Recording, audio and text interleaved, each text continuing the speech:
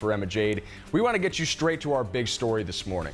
That's right. A Maricopa County Sheriff's deputy is behind bars. He's accused of something you wouldn't expect from a law enforcement officer: stealing cash from a dead person. This story broke overnight. Team 12's Jen Wall is live outside the 4th Avenue jail right now, where that deputy in question went before a judge. Jen, what's going on out there?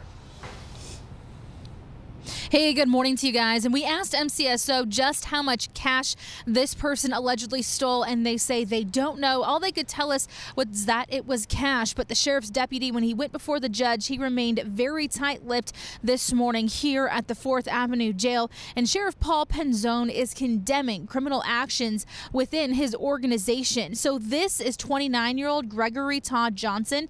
Take a look. MCSO says he's arrested for committing a crime while he was serving Maricopa County on duty as a deputy sheriff. The alleged crime, MCSO says, happened back in October.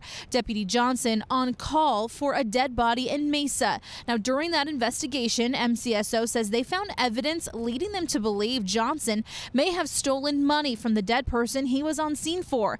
They say that information was quickly given to MCSO's Criminal Investigations Unit. That's where they reviewed evidence, including body camera video. MCSO saying the investigation, arrest, and possible termination are all part of the sheriff's commitment to transparency and accountability for all MCSO employees.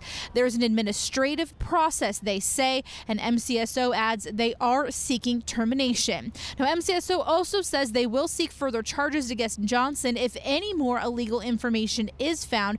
He faces 1 count of burglary felony and 1 count of theft, which is a misdemeanor. He is expected to be back in court at the end of December on the 26th, and we will continue to follow this story. For now, we're live in Phoenix.